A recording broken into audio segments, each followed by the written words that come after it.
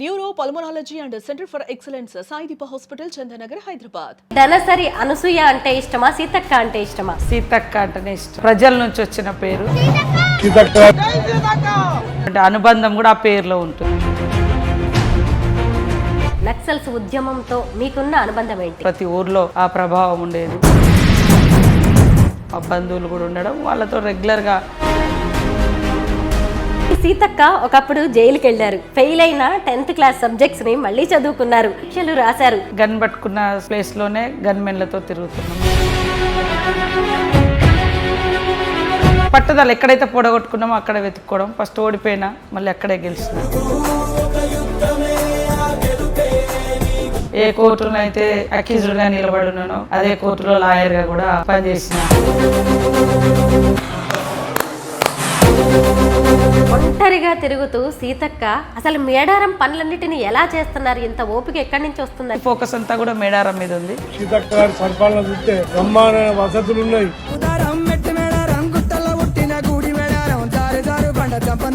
ఎక్కువ ఫ్యామిలీస్ తో అటాచ్మెంట్ లేదు. మేమే పక్కకు అయిపోయాం. ప్రజలకే సేవ చేస్తుంది కదా. ఇంకా ప్రజలు అనే దాంట్లోనే ఉన్నాం. కరోనా టైంలో సీతక్క చేసిన సేవ మరెవరూ చేయలేదు.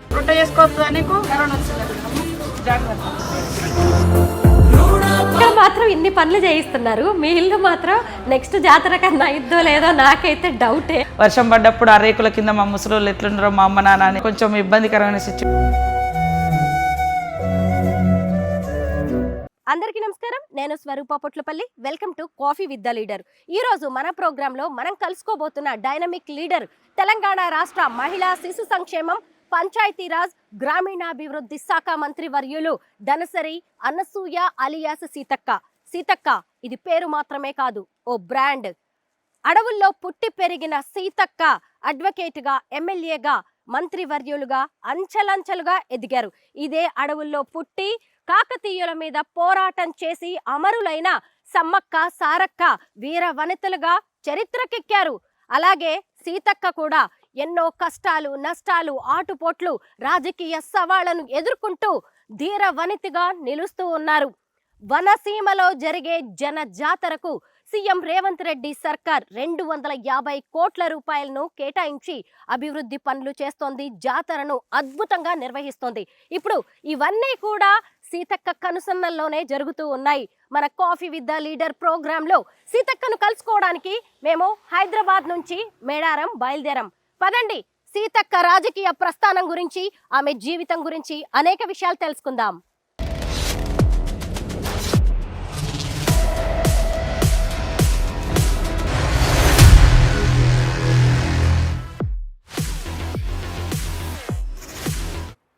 కిలోమీటర్స్ జర్నీ చేసి మేము మేడారం చేరుకున్నాము.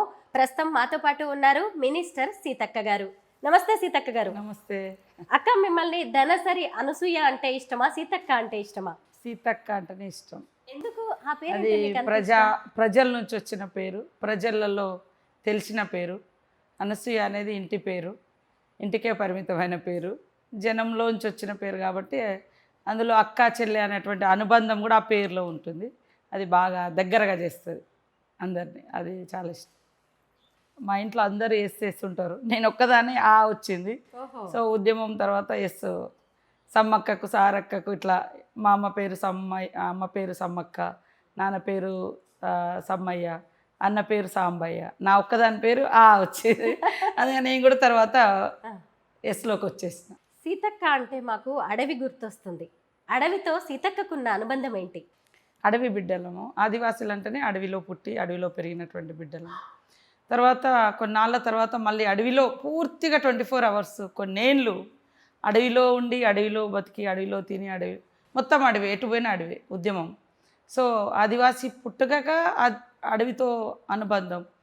తల్లిదండ్రులు పొద్దున్న లేస్తే అడవికే పోతారు, ఆకలైనా నీళ్ళైనా ప్రతిదీ అడవితో అనుబంధం చిన్నప్పుడు. తర్వాత కొన్నాళ్ళు హాస్టల్, ఆ తర్వాత మళ్ళీ ఉద్యమంలోకి వెళ్ళేప్పుడు అడవి. సో అడవిని ఎక్కువ ఆస్వాదిస్తాం, అడవిని ఇష్టపడతాం. అడవి తల్లిలాగా ఉంటుంది, అడవి ఆహారాన్ని ఇచ్చే ఒక సంపద. సో అన్ని రకాలుగా అడవితో అనుబంధం. అసలు మీరు మినిస్టర్ అయినప్పుడు ఒక ఫోటో బాగా వైరల్గా మారింది. మీరు నక్సల్స్ డ్రెస్ వేసుకున్న ఫోటో నిజమా? సీతక్క వెనక ఇంత కథ ఉందా అనిపించింది. నిజంగా సీతక్క అక్కగా ఎలా మారారని ఇప్పుడు చెప్పారు, కానీ అన్నంలోకి ఎలా వెళ్ళారు? నక్సల్స్ ఉద్యమంతో మీకున్న అనుబంధం ఏంటి? అటవీ గ్రామాలు సహజంగానే మనం చిన్నగా ఉన్నప్పటి నుంచి, అంటే దాదాపుగా 70లో ప్రారంభమైనటువంటి నక్సలైట్ ఉద్యమాలు 90s ఆ టైంలో ఇంకా పీక్ స్టేజ్లో ఉండే తెలంగాణలో ప్రతి ఊర్లో ఆ ప్రభావం ఉండేది. అదేవిధంగా మా ఊరికి కూడా రెగ్యులర్గా వచ్చేవాళ్ళు. అందులో మా బంధువులు కూడా ఉండడం, వాళ్ళతో రెగ్యులర్గా అంటే దళాల మీటింగ్లు, పాటలు ఇవన్నీ అట్రాక్ట్ అవ్వడం. అది సహజంగానే కుటుంబంలో కూడా ఒకరిద్దరు ముందు నుంచి కూడా విప్లవోద్యమాలలో ఉండడం అదంతా అట్రాక్ట్ చేసింది. చిన్నప్పటి నుంచి కూడా నా నేచర్ కొంచెం డిఫరెంట్గా ఉండేది. ఏదన్నా అన్యాయం జరిగిన హాస్టల్లో ప్రశ్నించడం, లేదా ఎవరికైనా ఇబ్బంది వచ్చినా సేవ చేయాలన్నటువంటి గుణం. దానిలో భాగంగానే 86లో వరదలు వస్తే 8th క్లాస్ స్టూడెంట్గా ములుగులో 3 రోజులు మరి డబ్బాలు పట్టుకొని అందరం ఫ్రెండ్స్ అంతా డబ్బులు వసూలు చేసినాం. ఈరోజు ఇక్కడ మేడారానికి ఆ ఫ్రెండ్స్ అంతా వస్తున్నారు. ఇప్పుడు అందరం కలిసి దర్శనం చేసుకుందామని. ఇప్పటికీ టచ్లో ఉంటారా వాళ్ళంతా? చాలా రోజులు అయింది, 2 years ఈ మధ్యలో అసలు కలవలేదు. నాకే ఎందుకు అరే పాపం వీళ్ళని మిస్ అయిపోయినా. ఈరోజు కనీసం సమ్మక్క సార్లమ్మ సన్నిధిలోకి మా అమ్మాయిలు అందరూ, మేము గర్ల్స్ హై స్కూలు ములుగులో, సో అంతా గర్ల్సే మా ఫ్రెండ్స్ కాబట్టి అందరూ ఒకసారి సమ్మక్క సార్లమ్మను దర్శనం చేయిద్దాం వాళ్ళకని రమ్మని చెప్పిన ఈరోజు వస్తున్నాం. సీతక్క జనశక్తి దళ సభ్యురాలుగా, కమాండర్గా, నర్సంపేట కార్యదర్శిగా పనిచేశారు. ఎప్పుడైనా అలా ఉద్యమ రోజుల్లోకి వెళ్తే, ఫ్లాష్ బ్యాక్లోకి వెళ్తే ఏం గుర్తొస్తుంది మీకు? కష్టము గుర్తుకొస్తుంది, తృప్తి కూడా గుర్తుకొస్తుంది. మనకు నచ్చి మనం పని చేసినాము, చేసిన రోజులు జనం కోసమే పోరాడినాం. సరే ఇలా బయటకు వస్తామని ఎప్పుడు ఊహించలేదు. అదృష్టమా దురదృష్టమా ఈ స్థాయికి, అంటే ఆ సిచ్యువేషన్ ఎప్పుడో డెత్ అనుకున్న వాళ్ళము, ఈ స్థాయికి వచ్చినాము. సమ్మక్క సార్లమ్మ ఇట్లా సేవ చేయించుకోవాలని ఉంది, నాకు ఈ అవకాశం ఇచ్చి ఈ రకంగా చేస్తుంది. సో ఇది కలనా నిజమా అనేది కూడా తెలియదు, అట్లా అనిపిస్తుంది. అండ్ ఎందుకంటే మనం ఒక చిన్న కుగ్రామము, ఒక చిన్న ఆదివాసీ కూలి కుటుంబాల నుంచి వచ్చి ఈ స్థాయికి వచ్చి ఇంత పెద్ద పోర్ట్ఫోలియోకు మినిస్టర్గా ఉండడం, అందులో ఇన్నేళ్ళ 100 ఏళ్ళ మా తల్లుల చరిత్ర మళ్ళా సువర్ణ అక్షరాలతోటి రాతి గోడల మధ్య లిఖించుకునేటువంటి అదృష్టం, అవకాశం, బాధ్యత నాకు దక్కడం ఈ జన్మకు నేను చేసుకున్న ఈ గొప్పగా అనిపిస్తుంది. అంతకుముందు కూడా ఉద్యమాలలో కష్టపడ్డాం. కొంతమందికి టక్కున వచ్చేస్తుంది, అట్లనే టక్కున పోతారు. రాజకీయాలకు అట్లనే వస్తారు, అట్లనే వెళ్తుంటారు. కానీ నాతో వచ్చిన రాజకీయాలకు వచ్చిన వాళ్ళు చాలామంది పాపం డ్రాప్ అవుట్ అయిపోయారు. కానీ నేను కష్టం, ఒక్కొక్క మెట్టు మెట్టు మెట్టు ప్రతి స్టెప్పు నన్ను నేను తడుముకుంటూ, నేను కరెక్ట్ వేలోనే పోతున్నానా లేదా అని చూసుకుంటూ, తప్పులు చేస్తే అది అరే ఇంకొకసారి జరగదు ఈ పొరపాటు అని సరిదిద్దుకుంటూ, ఇంటర్నల్గా సరిదిద్దుకుంటా, ఇన్నర్గా సరిదిద్దుకుంటా, నా చుట్టూ నా పని విధానాన్ని కూడా సరి చేసుకుంటా. సో అట్లా ఈ స్థాయికి రాగలను. కానీ ఏదో నా కుటుంబ బ్యాక్గ్రౌండో, కుల బ్యాక్గ్రౌండో, లేకుంటే తల్లిదండ్రుల ఇట్లా ఏ వారసత్వం లేదు. కష్టాన్ని నమ్ముకున్నాం, క్రమశిక్షణతో ముందుకెళ్తున్నాం. దానికి ఈ రకంగా కాంగ్రెస్ ప్రభుత్వంలో రాహుల్ గాంధీ గారు, రేవంత్ రెడ్డి గారు, నా నియోజకవర్గ ప్రజలు అందరి సహకారంతో ఈరోజు ఈ తల్లికి సేవ చేసే అవకాశం నాకు. తెలంగాణ క్యాబినెట్ మినిస్టర్ సీతక్క ఈరోజు అడుగు తీసి అడుగేస్తే హై సెక్యూరిటీ, చుట్టూ పోలీసులు. అలాంటి సీతక్క ఒకప్పుడు జైలుకి వెళ్ళారు. ఫెయిల్ అయిన 10th క్లాస్ సబ్జెక్ట్స్ని మళ్ళీ చదువుకున్నారు, మళ్ళీ పరీక్షలు రాశారు. ఏంటక్క దాని గురించి చెప్పండి. గన్ పట్టుకున్న ప్లేస్లోనే గన్మెన్లతో తిరుగుతున్నాం. అది ఒక ఇట్లా ఎవరు ఊహించలేదు.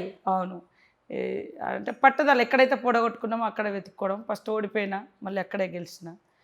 ఏ కోర్టులో అయితే అక్యూజ్డ్గా నిలబడి ఉన్నానో అదే కోర్టులో లాయర్గా కూడా పనిచేసిన.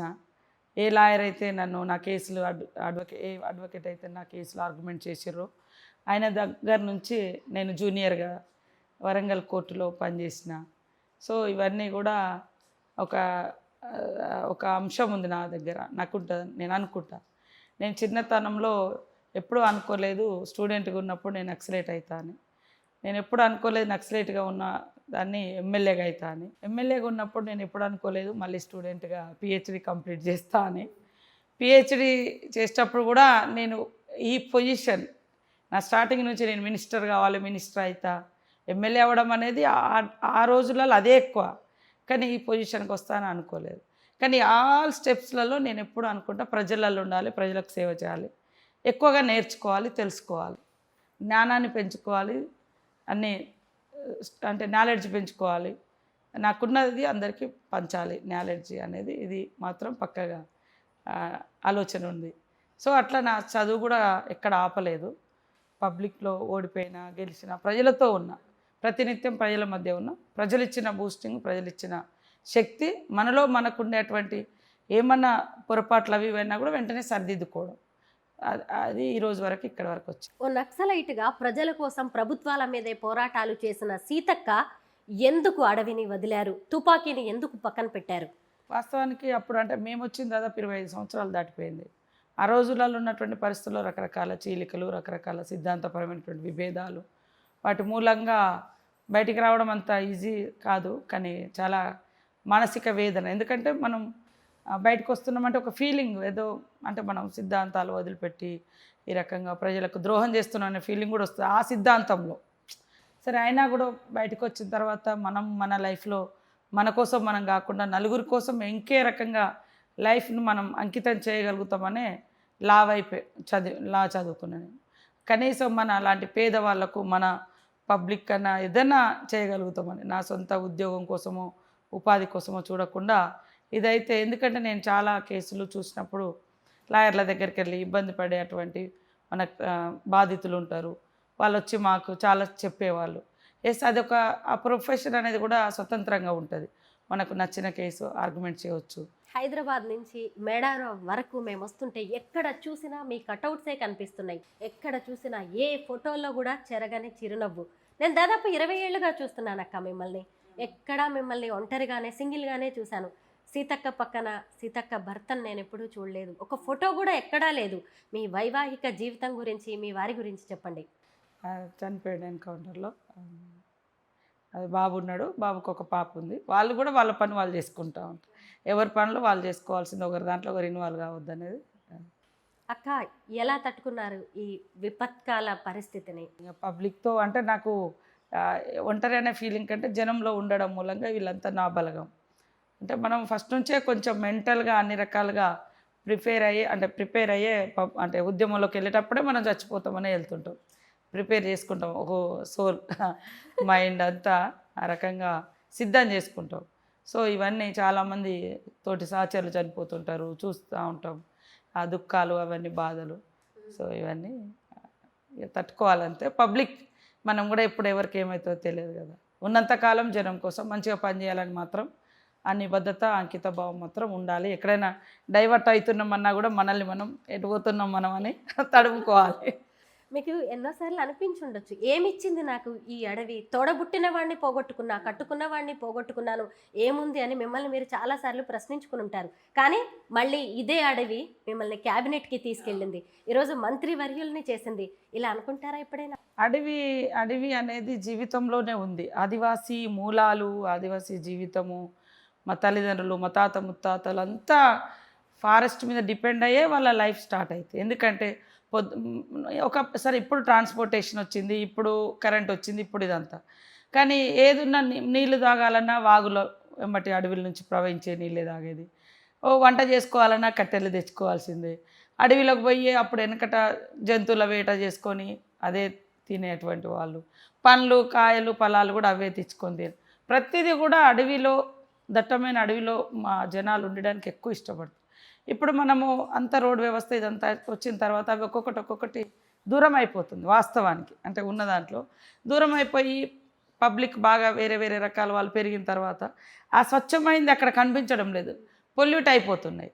సో వాస్తవానికి స్వచ్ఛమైన అడవిలో నువ్వు కూడా ఒక అర్ధగంట సేపు అందులో మంచి ఆక్సిజన్ వస్తుంది, మంచి హెల్త్ వస్తుంది.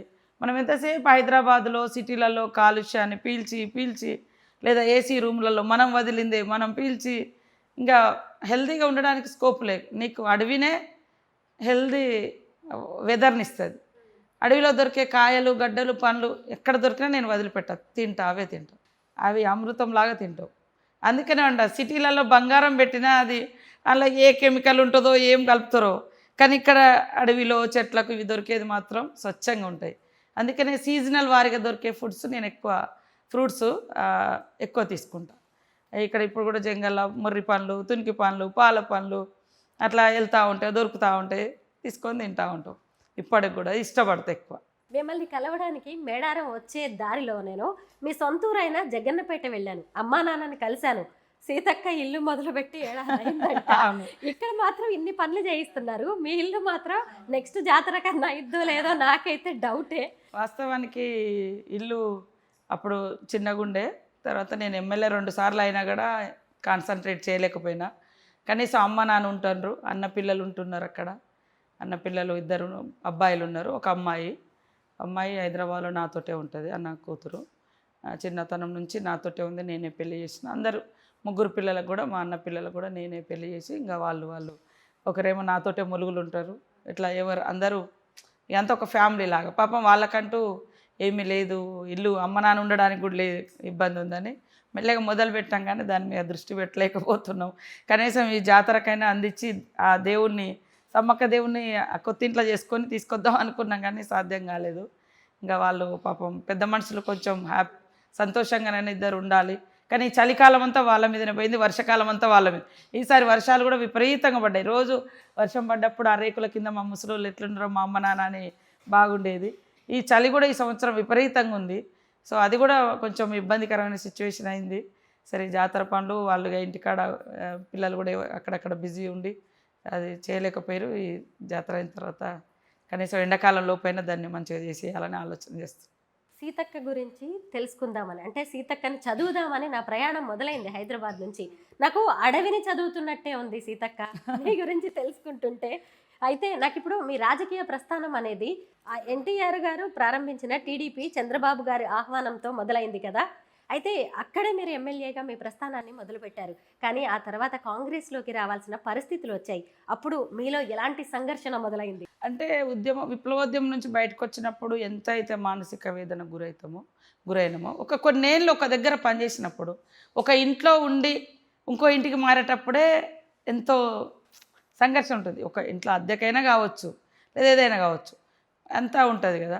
మేము ఉద్యమాల నుంచి వచ్చేటప్పుడు కూడా చాలా ఇట్లా అయిపోయినాం, అన్నీ చాలా సంఘర్షణ పడి ఇట్లా అసలు మనం ఇట్లా ఊహించలేదు కదా అది అని. తర్వాత అనుకోకుండా సరే బాబుగారు ఇచ్చిన అవకాశంతో పాలిటిక్స్లోకి ఎంటర్ అయ్యాను. నా పాలిటిక్స్లో ఎంటర్ అవ్వడం అనేది కూడా నేను ఎంటర్ అయిన తర్వాత ప్రతిపక్షంలోనే దాదాపుగా 15 సంవత్సరాలు ప్రతిపక్షంలోనే ఉన్నాను. దాదాపు 10 సంవత్సరాలు అంటే 2004 నుంచి 17 వరకు టీడీపీలోనే ఉన్నా. 14 నుంచి చాలా అటాచ్మెంట్ కూడా ఉండేది, అంత ఫ్యామిలీ రిలేషన్షిప్. బాబుగారికి రాఖీ కట్టడం, వారు కూడా బాగా సీతక్క గారు అని ప్రోత్సహించడం, ఇదంతా ఒక కుటుంబ రిలేషన్ లాగానే ఉండేది. సరే పరిస్థితులు ఇక్కడ తర్వాత తెలంగాణ ఇచ్చిన పార్టీగా రేవంత్ రెడ్డి గారు నిర్ణయం తీసుకోవడం కాంగ్రెస్లోకి వెళ్దామని. ఆ తర్వాత నేను కూడా రేవంత్ రెడ్డి మాకు కూడా అనుబంధం ఏర్పడడం. సరే ఇక్కడ ఉన్నటువంటి పరిస్థితులలో మనలాంటి వాళ్ళం రాజకీయాలలో ఉండాలి, అక్క కాంగ్రెస్ ఇచ్చింది కాబట్టి అటు కూడా వెళ్తే అటు స్ట్రెంథెన్ చేయొచ్చు, మనం కూడా పబ్లిక్ సర్వీస్ చేయొచ్చు అనే ఉద్దేశంతో కొంత వచ్చేటప్పుడు అక్కడ కూడా సంఘర్షణ మొదలైంది. ఎట్లుంటుందో కాంగ్రెస్లో అని భయపడ్డాము. బట్ చాలా ఫ్లెక్సిబుల్గా, అంటే అక్కడ దాకా అంటే మనకు ఎవరు పరిచయం ఉండరు కదా అనేది ఉండేది. కానీ మొదటి పరిచయంలోనే రాహుల్ గాంధీ గారితో మన రేవంత్ రెడ్డి గారు నా గురించి చాలా గొప్పగా చెప్పిండు. అప్పుడు రాహుల్ గాంధీ గారికి ఆ రోజే అన్నాడు, నీతో 10 నిమిషాలు మాట్లాడాలి అని. అన్న తర్వాత మధ్యలో కలుసుకునే అవకాశం రాలేదు. కరోనా తర్వాత మళ్ళీ అప్పటికి నేను ఎమ్మెల్యే అయినా. మేము 2017లో జాయిన్ అయినాం, 18లో ఎలక్షన్స్ వచ్చాయి. తర్వాత జాయిన్ అయిన తర్వాత ఒక అస్సాం ఎలక్షన్స్కు నేనే ప్రచారానికి పోయినాం. పోయి వచ్చేటప్పుడు అప్పుడు ఒక 10 మినిట్స్ టైం తీసుకొని మొత్తం మాట్లాడి, ఇంకా తర్వాత పాదయాత్ర నుంచి ఇంకా దగ్గరగా అంటే బాగా దగ్గర తీసుకోవడము. దానిలో బాగా ఇక్కడ ప్రచారానికి కూడా వచ్చారు అన్న చెల్లెలు ప్రియాంక గాంధీ, రాహుల్ గాంధీ గారు. మన ములుగురు ఎలక్షన్ ప్రచారం స్టార్ట్ ఇక్కడ నుంచే చేశారు. రేవంత్ రెడ్డి గారు అయితే మేడారం నుంచే వారు పాదయాత్ర చేశారు. సో 2 కూడా మా ఏరియా నుంచి, అటు రాహుల్ గాంధీ విజయబేరి యాత్ర ఎలక్షన్స్ క్యాంపెయినింగ్, ఇక్కడ రేవంత్ రెడ్డి గారు పాదయాత్ర. సో ఈ రకంగా కూడా నన్ను ఒక అవకాశం ఇచ్చారు మా ములుగు నియోజకవర్గానికి. సో నేను చాలా తర్వాత చాలా టార్గెట్ చేయబడ్డా ఎలక్షన్స్లో, లేని తప్పులు ఒప్పులు క్రియేటివ్ చేసి ఇవన్నీ పెట్టారు. సరే ఆ సమ్మక్క సారలమ్మతో అన్నీ ప్రజలందరూ అర్థం చేసుకున్నారు నా మీద చేసినాయన్ని తప్పుడు ఆరోపణలని. నాకు రోజు రోజుకు పెరిగింది మెజార్టీ తప్ప తగ్గలేదు ఇప్పటివరకు. 2009లో గెలిచినప్పుడు కూడా 18,000 మెజార్టీ వచ్చింది. 18లో గెలిచినప్పుడు 22,000, మొన్న గెలిచినప్పుడు 33,000 మెజార్టీ. అంటే ప్రజలు నన్ను స్వీకరించరు, కానీ పనిగట్టుకొని కొంత నెగిటివ్గా ప్రచారం చేస్తున్నారు. ఓకే, దూరం వాళ్ళకు అవును కావచ్చు అనుకుంటారేమో, కానీ ప్రత్యక్షంగా చూసే వాళ్ళకు అరే ఇది తప్పు కాదా, వీడు ఎందుకు ఇట్లాంటి తప్పుడు వార్త ఇచ్చిండు అనేది జనంలో ఫిక్స్ అయిపోయి ఆ తప్పుడు ప్రచారం చేసే వాళ్ళ మీద ఖచ్చితంగా ఆ ఫీలింగ్ అనేది వస్తుంది. ఇప్పుడు మొన్న ఇక్కడికి వచ్చారు, ఎవరో వచ్చి రాంగ్ ఇన్ఫర్మేషన్. ఇప్పుడు వైల్డ్ లైఫ్ సాంచురీ ఉంది, అది ఫారెస్ట్ వాళ్ళు ఎప్పుడైనా చెక్ పోస్టులు పెడతారు.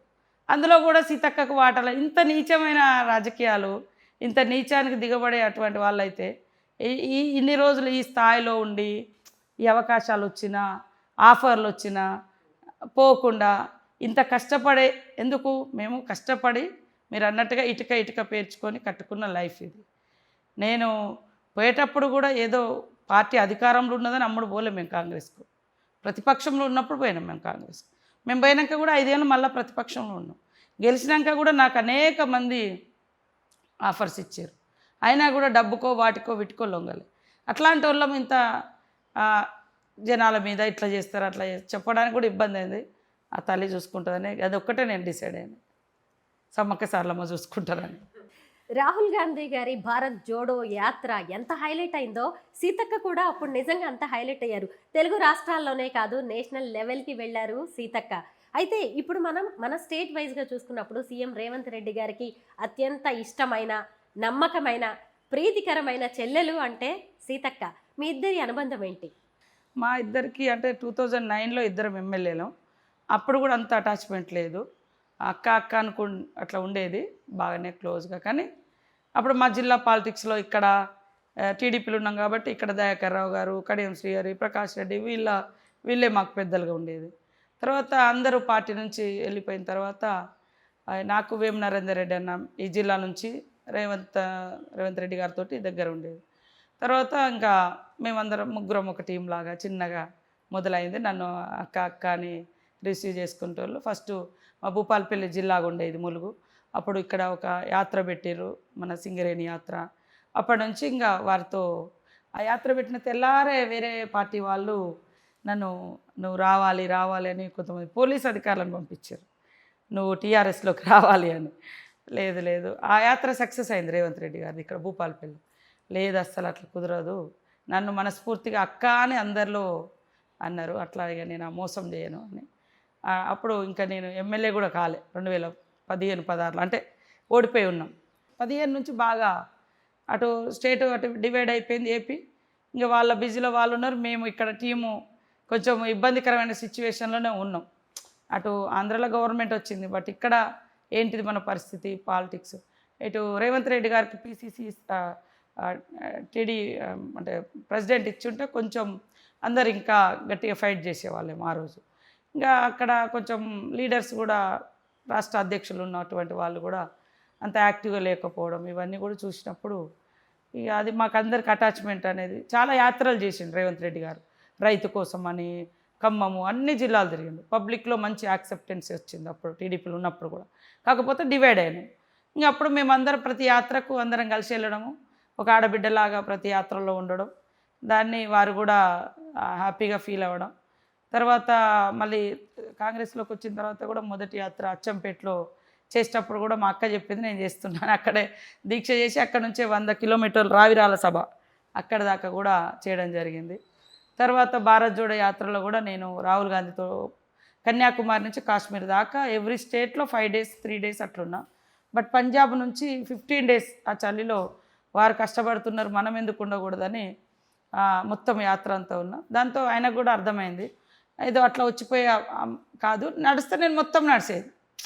పొద్దున రాహుల్ గాంధీ గారు 6 గంటలకు బయటకు వస్తాడు, 5-6 గంటలకు యాత్రకు రాగానే ఆయనతో పాటు మొత్తం 22 కిలోమీటర్లు ఫర్ డే 22 కిలోమీటర్లు లేదా 25 కిలోమీటర్లు, ఒక్కొక్క రోజు 30 కిలోమీటర్స్ నడిచేయండి. మొత్తం ఉండి మళ్ళీ ఆయన క్యాంప్లోకి పోయేంత వరకు మేము అట్లనే ఉండేది. అయ్యో నేను మొత్తం యాత్రిగా లేకపోయినా అనే బాధ ఉండేది. కానీ నేను కాన్స్టిట్యున్సీ ఎమ్మెల్యేగా ఉన్నా, నా ప్రజల్ని కూడా చూసుకోవాలి కదా అని 10 days ఇక్కడ నియోజకవర్గానికి వచ్చి చూసుకునేది. మధ్యలో వేరే స్టేట్లకు వచ్చిండు యాత్ర అనగానే మళ్ళీ అక్కడ 4-5 రోజులు నడిచేది. మళ్ళీ వచ్చి ఒక 10 రోజులు కాన్స్టిట్యున్సీలు ఉండేది, మళ్ళీ పోయి నడిచేది. సో ఇట్లా కాన్స్టిట్యున్సీని ఆయన రాహుల్ గాంధీ గారి యాత్రను రెండింటిని కూడా మిస్ కాకుండా చేసుకున్నా కాబట్టి నాకు ఈ సక్సెస్ వచ్చింది. ప్రచార యాత్రలో కూడా వారు వచ్చి ఇక్కడ నా కోసం ఇద్దరు కూడా అన్న చెల్లెలు మాట్లాడడం జరిగింది. ఒంటరిగా తిరుగుతూ సీతక్క అసలు మేడారం పనులన్నిటిని ఎలా చేస్తున్నారు, ఇంత ఓపిక ఎక్కడి నుంచి వస్తుందని ఇప్పుడు మేమందరం ఆశ్చర్యపోతున్నాం. మొదటి నుంచి మీరు అలాగే ఉన్నారు. అసలు మీ ఎనర్జీ సీక్రెట్ ఏంటో చెప్పండి, ఇంత ఓపిక ఎలా వస్తుంది మీకు? అంటే వాస్తవానికి ఎక్కువ ఫ్యామిలీస్తో అటాచ్మెంట్ లేదు మొదటి నుంచి కూడా. అది ఇంకా ప్రజలు అనే దాంట్లోనే ఉన్నాము. తర్వాత సరిగ్గా వాళ్ళ పాపం మా అమ్మ పెంచింది నా కొడుకును, తర్వాత మా అన్న అమ్మ అంతా కలిసి పెంచారు. తర్వాత ఆయన చనిపోయిన తర్వాత ఆలోపు నేను బయటకు వచ్చిన అందరి పిల్లలతో నాకు కొంచెం వాళ్ళకి ఏం సపోర్ట్ కావాలో చేస్తూ ఉన్నా. కానీ ఎప్పుడు ప్రజలలో ఉండడమే నాకు ఎనర్జీ అనిపిస్తుంది. ఎప్పుడైనా ఇంట్లో కూర్చొని ఉంటే కొద్దిగా అది ఎందుకో ఫీలింగ్ మైండ్ అంటే ఎక్కడికో వెళ్ళిపోతాము. అట్లా వద్దు, నిరంతరం మీరు ఈ 3 days నుంచి చూస్తే నేను మొన్న ఇక్కడ ముఖ్యమంత్రి గారు వచ్చిన తర్వాత తెల్లారి హైదరాబాద్ పోయిన, అప్పటికి 4-5 days ఇక్కడే మొత్తం అరేంజ్మెంట్ చేసి అక్కడ నుంచి నిజామాబాదు, మన కామారెడ్డి, ఆదిలాబాద్, నాగోబాద్ జాతర, తెల్లారి నిర్మలు, ఆర్మూరు, తర్వాత ఇంకా బాల్కొండ, జగిత్యాల, మళ్ళీ ఆ రోజు ఇక్కడ మండమిలిగే పండుగ ఉండే బుధవారం ఇక్కడికి వచ్చినాం. మళ్ళీ తెల్లారి జనగాము, భువనగిరి, పాలకుర్తి అటు వెళ్ళిన. నిన్నంతా మళ్ళీ హైదరాబాద్ నుంచి మళ్ళీ నేను అటు కే సముద్రం అటు పోయి మళ్ళీ రాత్రి ఇక్కడికి వచ్చిన. సో అంటే నాకు అనిపిస్తుంది జర్నీ ఉన్న ప్రజలలో ఉండడం కొంచెం అదే బూస్టింగ్ లాగా అనిపిస్తుంది, ఎనర్జీ అనిపిస్తుంది. ఒంటరిగా వచ్చింది కాదు ఇది, మీరు అసలు కాళ్ళకి చక్రాలు కట్టుకుని పుట్టినట్టున్నారు. అదే కొంచెము ఈ స్పీడ్ వర్క్స్ తోటి ఎక్కువ లోపటి ఫారెస్ట్లో నడవలేకపోతున్నాము. కానీ అప్పుడప్పుడు రోజు పొద్దున సాయంత్రం ఇక్కడ నడుచుకుంటున్నాం, జనంలోకి వెళ్తున్నాం, నడుచుకుంటూ తిరుగుతున్నాము. కొద్దిగా ఊర్లలోకి వెళ్ళేది ఉంది. కానీ ఇప్పుడు ఈ 3-4 months నుంచి ఫోకస్ అంతా కూడా మేడారం మీద ఉంది. సో ఈ మార్చి నెలలో మళ్ళీ అడవి గ్రామాలన్నీ చుట్టుముడతా, అన్నీ అందరికి వెళ్ళి మళ్ళీ కలుసుకుంటా, వాళ్ళ పరిస్థితి, సమస్యలు అవన్నీ ఫోకస్. ఎందుకంటే లక్షల మంది భక్తులు వచ్చేది కాబట్టి ఇక్కడ దృష్టి పెట్టాలని ఈ 3 months మ్యాక్సిమం ఇక్కడ పెట్టినాము. కొంత లోకల్ బాడీ ఎలక్షన్స్ అప్పుడే ఊర్లలో తిరిగినాం.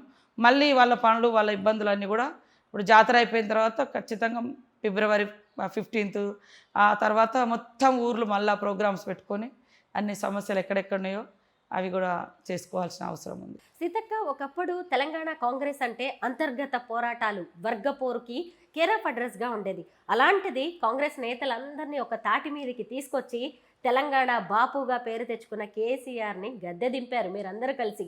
చిన్న విషయం కాదు, ఇది కూడా ఒక రకంగా చరిత్రలోకి ఎక్కాల్సిన విషయమే. ఎలా సాధ్యమైంది ఇదంతా? అదే ఏదైనా కూడా యూనిటీగా అనేది ఇంపార్టెంట్.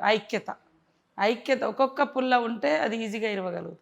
ఐక్యత లాస్ట్లో ఎలక్షన్ టైంలో అందరూ కాంప్రమైజ్ అయిపోయారు ఒకరికొకరు, అభ్యర్థుల కాడ కావచ్చు లేదా ఎలక్షన్ ప్రచారంలో కావచ్చు. పీసీసీ ఇచ్చినాక రేవంత్ రెడ్డి గారు కూడా అందరితో కోఆర్డినేషన్ కావచ్చు, అందరు యాక్సెప్ట్ కావడం కావచ్చు, ఇవన్నిటితో అయింది కాబట్టి అందరు సక్సెస్ఫుల్గా ఉన్నారు. మనమే ఒకరి దాంట్లో ఒకరు కాలు పెట్టుకొని వెళ్ళి పెట్టుకుంటే అందరు డ్యామేజ్ అవుతారు కదా. సో ఐక్యత అనేది చాలా బ్రహ్మాండంగా ఎలక్షన్ చేయగలిగారు.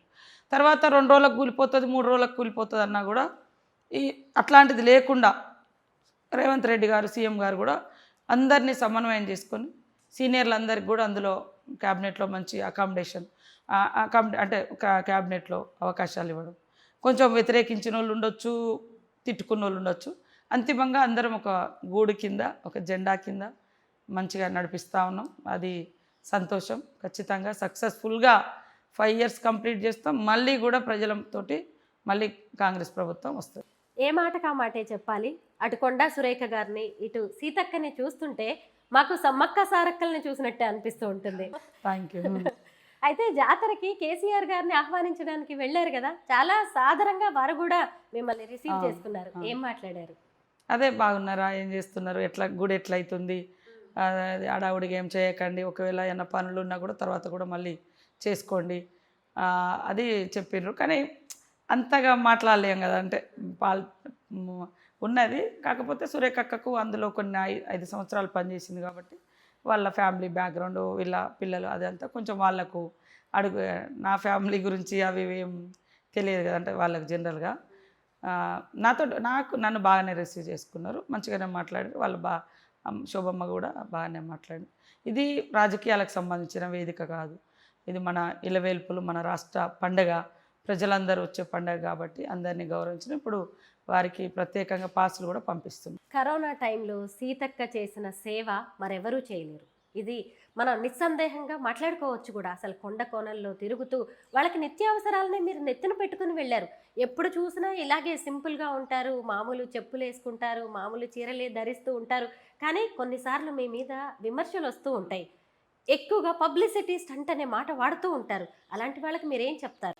చేతగానోళ్ళు ఆ ప్రచారం చేస్తున్నారు. ఇప్పుడు మీరు హైదరాబాద్ నుంచి ఇంత దూరం వచ్చారు, మీరు ఇంటర్వ్యూ చేయాలంటే హైదరాబాద్లో కూడా చేయొచ్చు.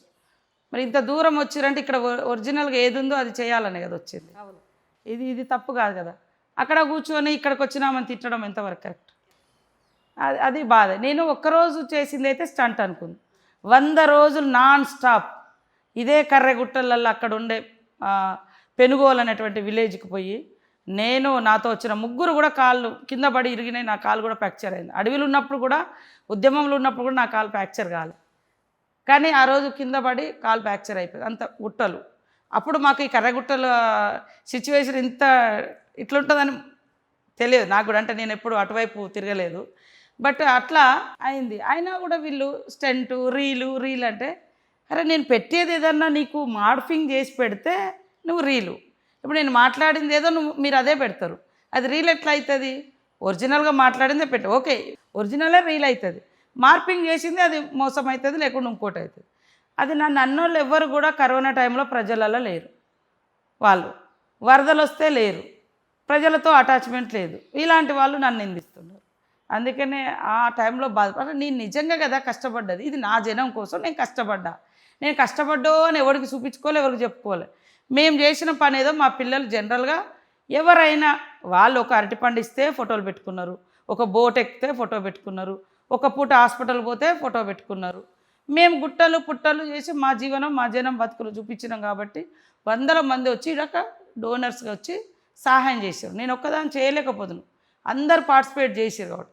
నేను చేసిన తర్వాత 100లాది మంది నాకు ఫోన్లు చేసి మిమ్మల్ని ఇన్స్పిరేషన్గా తీసుకొని మా ఊర్లో కూడా మేము చేస్తున్నాం అని వాళ్ళు వీడియోలు పెట్టారు. అమ్మ నాకు ఇది ఇంత ఉందా అని నాకు అనిపించింది ఆ వర్క్కు. కానీ నేను ఎప్పుడు ఇది ఏదో అవుతుంది అని మేము చేసుడు మొదలుపెట్టిన తర్వాత ఒక 40 రోజుల తర్వాత మెయిన్ మీడియా బయటకు వచ్చింది. ఎవరు అప్పుడు బయటికి వెళ్ళనే లేదు. ఇదే కేసీఆర్ గారు పిలుపునిచ్చిండ్రు, అరే ప్రజాప్రతినిధులంతా బయటికి పోయి పనిచేయండి, వీలైనంత సాయం చేయండి. వాళ్ళ నాయకులు ఎవరు రాలే, కానీ నన్ను తిట్టుడు మొదలుపెట్టారు. మరీ ఇంకా ఘోరంగా ఎలక్షన్ల ముందు వాడుకున్నారు. అది అసలు నేను చేసింది జనానికి గుర్తుందో లేదో అప్పుడు పాపం, కానీ వీళ్ళు పెట్టి ఇవంతా రీళ్ళ కోసం పెట్టింది అంటే ఆడబోయింది వాస్తవము, గుట్టలెక్కింది వాస్తవము, గంజి తాగుతున్నది వాస్తవము. కొన్ని ఊర్లలో అయితే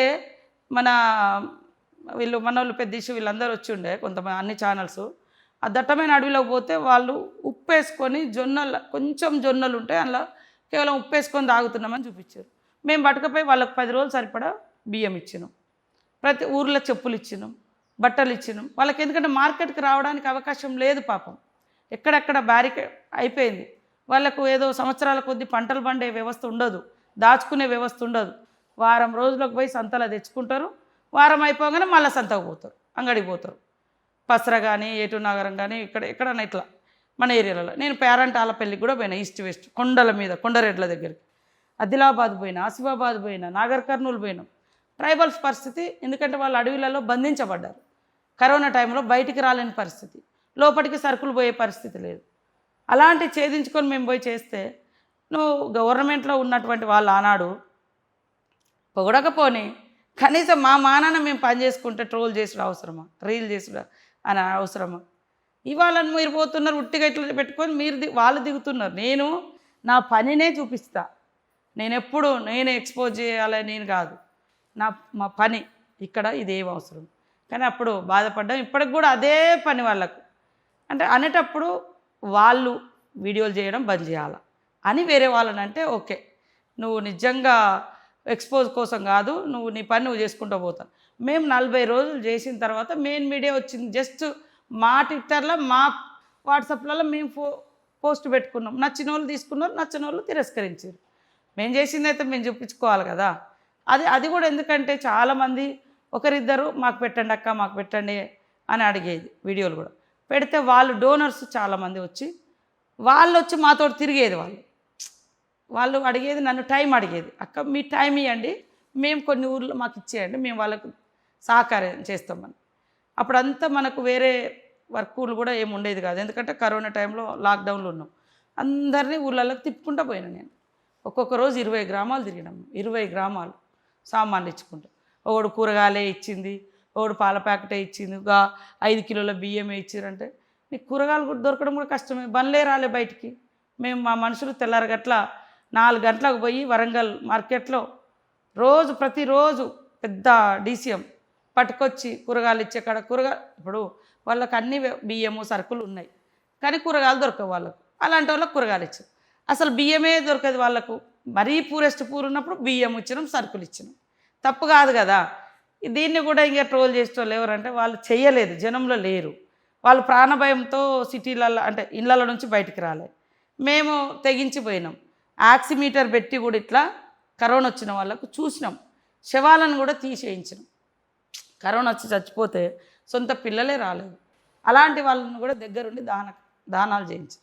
ఇంకా ఇది కూడా రీల్ అంటే నేనేం చేయాలా? ఎవరైనా ఎవరి ప్రాణం వానికి ముఖ్యం. కరోనా అనేది అనేక మంది చచ్చిపోయారు.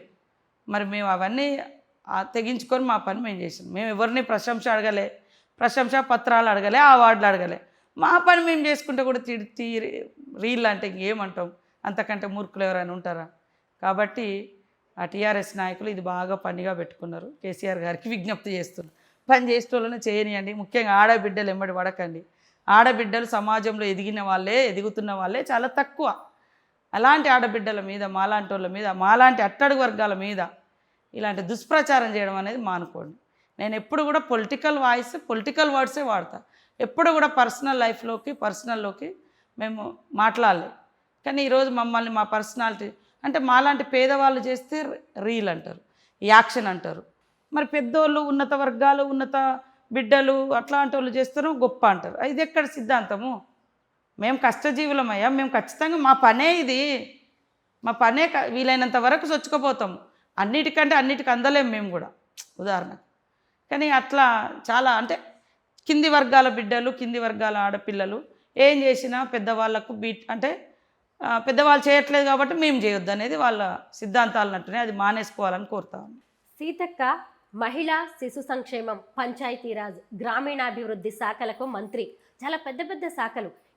ఇప్పటి వరకు మీరు మినిస్టర్ అయిన తర్వాత ఆ శాఖల్లో ఏమేం చేశారు మార్పులు? మీరు మంత్రి అయిన తర్వాత ఆయా శాఖలకి ఎలాంటి మార్పులు చేశారు? ఏ నిధులు తీసుకొచ్చారు? ఏమేమి సంక్షేమ కార్యక్రమాలను అమలు చేస్తారు? ఇప్పటికే మీరు చూస్తున్నారు, మా ఫోకస్ అంతా కూడా పంచాయతీరాజ్ నుంచి మహిళల మీద పెట్టినాం. అది మహిళలే, కానీ పంచాయతీరాజ్ శాఖలో రూరల్ డెవలప్మెంట్లో ఉంది ఆ శాఖ. సెర్ప్ అనేది పేదరిక నిర్మూలన. వాళ్ళకు వడ్డీ లేని రుణాలు కానీ, వాళ్ళకు బ్యాంక్ లింకేజ్లు ఎక్కువ ఇప్పించడము, వాళ్ళకు బిజినెస్లు పెట్టియడము, వాళ్ళ ఇండిపెండెంట్గా వాళ్ళు ఎదగడానికి పెట్రోల్ బంకులు, మరి కుట్టు మిషన్లు, ఇట్లాంటివన్నీ కూడా విస్తృతంగా చేసి ఆర్థికంగా వాళ్ళను బలోపేతం చేస్తున్నాం. అదేవిధంగా శిశు సంక్షేమ శాఖలో పిల్లలకు అంగన్వాడీ సెంటర్స్లలో వాళ్ళకి రిటైర్మెంట్ అనేదే లేదు. అంగన్వాడీ టీచర్ అమ్మలకు ఇప్పుడు 2 years ఇచ్చి 2 lakhs ఇచ్చి రిటైర్మెంట్ చేస్తున్నాం. అంగన్వాడీ స్కూల్స్ను మరి నర్సరీ స్కూల్స్గా మారుస్తున్నాం. యూనిఫామ్స్ ఇచ్చినాం. ఒక మంచి స్కూల్ లాగా అంటే ఒక ప్రైవేట్ స్కూల్కు ధీటుగా మేము స్కూల్స్ను మారుస్తూ వాళ్లకు 57 రకాల వస్తువులు ఇస్తున్నాం. వాళ్ళ ఫుడ్ మెను కూడా మార్చేసినాం. ఈ రకంగా చాలా. అదేవిధంగా అంగన్వాడీ టీచర్లను అప్గ్రేడ్ చేసినాం. వాళ్ళకి ఇచ్చేది ఒక సాలరీ ఒక్కటి ఆగింది తప్ప మ్యాక్సిమం వాళ్ళకి హాలిడేస్ కూడా లేవు. అంగన్వాడీ వ్యవస్థ పుట్టిన కాంచి ఇప్పుడు హాలిడేస్ ఇచ్చినాం. మహిళల కోసం కూడా ప్రత్యేకంగా ఇప్పుడు సదస్సులు పెట్టి మార్చి 8 వరకు ఒక మహిళా పాలసీ అనేది తీసుకురావాలని ఇప్పటికీ ఒకసారి సదస్సు పెట్టినాం. మళ్ళీ ఈ మధ్యలో సదస్సు పెట్టుకొని ఒక మంచి పాలసీ తీసుకురావాలని మహిళల కోసం ఈ మార్చి 8 నాడు అది డిక్లరేషన్ చేస్తాం. మన మహిళా సంఘాలలో ఉన్నటువంటి మహిళలకు ఇన్సూరెన్స్ పెట్టినాం 10 lakhs. ఎవరైనా యాక్సిడెంట్లో చనిపోతే. తర్వాత లోన్ తీసుకున్న మహిళ చనిపోతే ఆమెకు 2 lakhs పెట్టినాం. ఇవన్నీ కూడా అంటే మార్పులు ఇప్పుడు గ్రామ పంచాయతీలు అంటే మొన్ననే ఎలక్షన్స్ అయినాయి, ఇప్పుడు ఫండ్స్ ఇస్తున్నాం. దాని మీద కూడా ఎలా డెవలప్ చేద్దామని ఒక మ్యాప్ తయారు చేసుకుంటున్నాం. ఇన్ని రోజులు మనం అధికారుల మీద డిపెండ్ అయ్యి నడిచింది. వాస్తవానికి ఫండ్స్ కూడా రాలేదు ఈ 2 years. ఇప్పుడు గ్రామ పంచాయతీలలో కూడా పెద్ద ఎత్తున ఫండ్స్ ఇచ్చి జాతర అయిన తర్వాత ఒక ప్రోగ్రాం పెట్టుకొని ఒక మ్యాప్ లాగా తయారు చేసి ప్రతి గ్రామానికి ఏం చేయాలో ఎట్లా అనేది కూడా అది మ్యాప్ తయారు చేసుకుంటాం. తెలంగాణ రాష్ట్ర పండుగగా గుర్తింపు పొందిన మేడారం జాతరను సీతక్క మంత్రి అయ్యాక మంత్రి కాకముందు అని 2 రకాలుగా చెప్పుకోవచ్చు.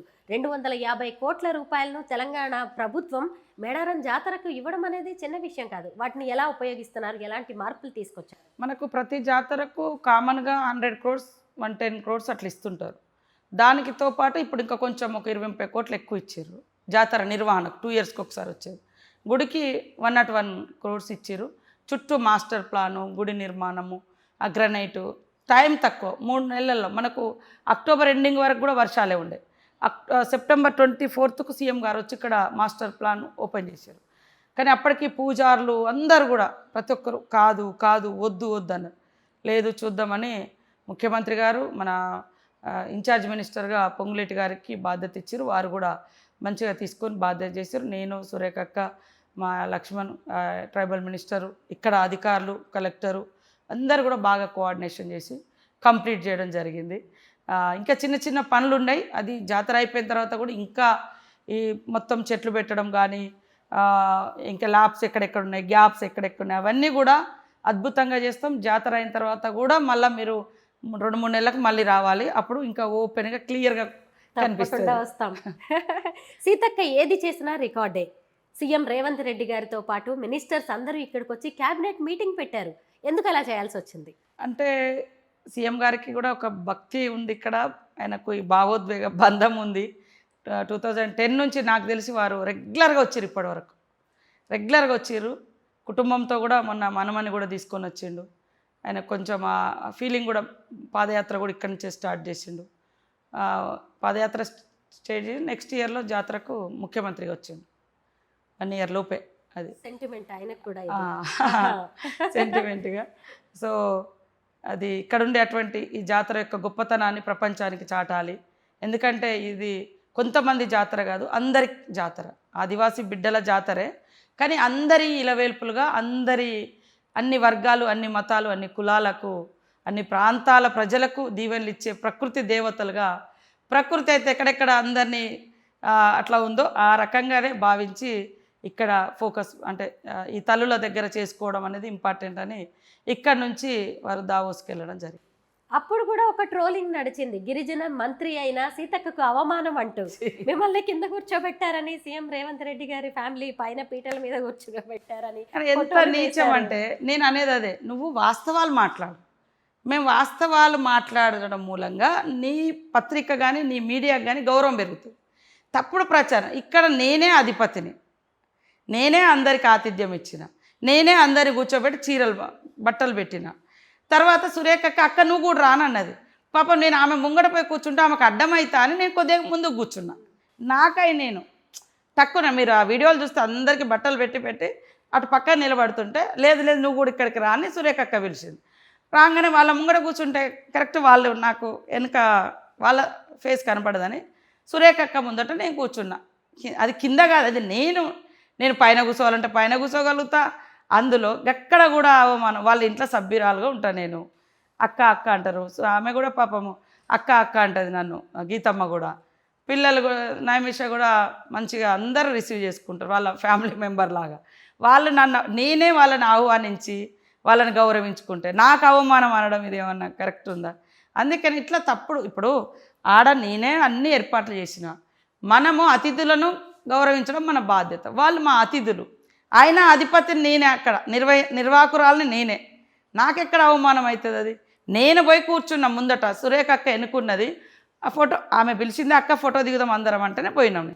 పోయినప్పుడు ఆమె తలకు నేను అడ్డం అవుతా అని ఆమె ఫేస్కు నేను కొద్దిగా ముందుకు వచ్చి కూర్చున్నా. అందరికీ దండం పెట్టుకుని అదొక చరిత్రలో ఆ ఫోటో ఉంటుంది అని దేవుడికి దండం పెట్టుగా కూర్చున్నాం. ఇక ఇట్లా అంత ఘోరంగా మరి సీతక్క కదా అక్కడ. నేనే ఓనర్ను కదా, ఆహ్వానించిందే నేను. అందరికీ సొంతంగా నేను నా ఓన్గా బట్టలు కొనుక్కొచ్చి నేను సెలెక్షన్ చేసి నేను పెట్టిన వాళ్ళ కుటుంబాలకు, మంత్రుల కుటుంబాలకు నాకు అవమానం అనడం అనేది ఇది ఇంతకంటే అబద్ధం ఇంకొకటి లేదు. సీతక్క ఎక్కడ చూసినా కానీ మీ పాటలు వినిపిస్తున్నాయి మేడారం జాతరలో. ఇప్పుడు మేము వచ్చేటప్పుడు మా కార్లో కూడా పెట్టుకొని వచ్చాం. 2 పాటలు పాడారు, ఒక్క పాట మా కోసం పాడారు. చాలా రోజులు అప్పుడైతే ఏదో చూసి పాడినా కానీ మిలమిల మెరిసిందగో మేడారం జాతర, మిలమిల మెరిసిందగో గిరిజనుల జాతర. బాగుంది. ఇంకొక పాట. ఆ పాట బాగుంది. అది రాజవ ఎవరు అక్క పాడుతుంది, బక్కటామ గంగవ్వ కాదు, కనకవ్వ ఆమెది మీరు కూడా పాడారు కదా, మీ ఇద్దరు కలిసి పాడారు. మేమిద్దరం ఆడ స్టేజ్ మీద పాడినట్టుంది. ఎక్కడో సీఎం గారు వచ్చినప్పుడు ఏదో పాట పాడినాము హైదరాబాద్లో, ఆమెతో బాగా వినిపిస్తుంది ఇప్పుడు ఆ పాట. మీ వాయిస్ ఎక్కడ విన్నా కూడా ఫైనల్గా మాకు మేడారం ములుగు అనగానే సమ్మక్క సారక్కతో పాటు సీతక్క కూడా గుర్తొస్తారు. సీతక్క మాటల్లో సమ్మక్క సారక్క కథ వినాలని ఉంది. సమ్మక్క సారలమ్మ చరిత్ర, నాకు తెలిసిన చరిత్ర, కాకతీయులను ఎదిరించిన చరిత్ర, ఈ దేశ చరిత్రలో ఆదివాసులు మొదటి నుంచి కూడా కాకతీయుల కాలం కావచ్చు, బ్రిటిష్ వారి కాలం కావచ్చు, నిజాం నవాబ్కు వ్యతిరేకంగా కుమ్రం భీం కావచ్చు, అంటే అన్యాయం జరిగినప్పుడు ఎవరికి మన వాళ్ళు అన్యాయం చేయరు. అన్యాయం జరిగినప్పుడు తిరుగుబాటు అనేది చరిత్రలో, ఈ దేశ చరిత్రలో 250 పైగా పోరాటాలు ఉన్నాయి. రంపా తిరుగుబాటు కానీ, లేదా చోటా నాగపూర్ కానీ, ఇట్లా రకరకాలుగా బీర్సా ముండా, కుమ్రం భీం, మన దగ్గర విప్లవకారులు, ఇట్లా ఆదివాసీ బిడ్డలు, ఇవన్నీ కూడా ఉన్నాయి. అంటే జనం కోసం పనిచేస్తే జనంలో ఉంటామని అంబేద్కర్ అన్నదానికి ఖచ్చితంగా సమ్మక్క సారలమ్మ చరిత్ర సజీవ సాక్ష్యం. వాళ్ళ యొక్క పోరాట చరిత్రలో మరి మహిమలు కూడా ఉన్నాయి ఇప్పుడు అనేది. వాళ్ళు పుట్టుకనే ఒక డిఫరెంట్గా అనేది కథనాలు ఉన్నాయి. తర్వాత కూడా ఇప్పుడు చాలామంది ఇక్కడికి వచ్చిపోయినటువంటి వాళ్ళు, ఈవెన్ కమ్యూనిస్ట్ నాయకులు కూడా చాలామంది వస్తున్నారు. అంటే వాళ్ళకు కూడా ఒక అది ఫీలింగ్ అనేది ఉంది. సో నాకు కూడా, నేను తెలిసి రాజకీయాలకు వచ్చిన కాడ నుంచి ఒక్కసారి అధికారంలో ఉండి జాతర నిర్వహించాలనుకున్నాను. అదొక్కటే మొక్కుకున్నాను. నేను ఎప్పుడు నాకు ఈ మొక్కు ఆ మొక్కు కానీ ఎప్పుడు మొక్కుకున్నా. అడిగి పోతేనే ఒక ఫీలింగ్ ఉంటుంది. ఆ ఫీలింగ్లో మనం ఏమి అడిగినాం అంతే, ఆ ఫీలింగ్తో బయటకు వస్తాం. సంతోషం వచ్చినా దుఃఖం వచ్చినా అది నాకు 2004 నుంచి నా ప్రస్థానం సమ్మక్క దగ్గర మొదలుపెట్టిన కాడ నుంచి సరే లేటుగా అయినా ఈ గౌరవం నాకు దక్కింది. చరిత్రలో నిలిచిపోయే దేవాలయం నిర్మించుకోవడం ఆదివాసీ బిడ్డగా నాకు ఈ అవకాశం అదృష్టంగా భావిస్తూ ఉన్నా. ఖచ్చితంగా ఆ తల్లుల కీర్తి, విశ్వాసం 10 తరాలు ఉండే విధంగానే పనిచేస్తే తప్ప ఎప్పుడు కూడా అస్తిత్వానికి కానీ వాళ్ళ మా విశ్వాసం దెబ్బతినే విధంగా ఎక్కడ పనిచేయాలి. అందరు భక్తులకు కోరుతా ఉన్నా, మంచి జరుగుతుంది, మొక్కుకోండి, కుటుంబ సమేతంగా రండి, మంచిగా మనస్ఫూర్తిగా మొక్కుకోండి, తప్పకుండా అన్ని సకల కోరికలు తీరుతాయని తెలియజేస్తాను. జాతరలో ఇసుక వేస్తే రాలనంత జనం ఉన్నారు. మీతో కలిసి వెళ్ళి మీరు చేసిన విశేషాలు, కొత్త ఏర్పాట్లు ఏంటి అనేది చూడాలనుకుంటున్నాం. చూపిస్తారా? థ్యాంక్ యూ, తప్పకుండా.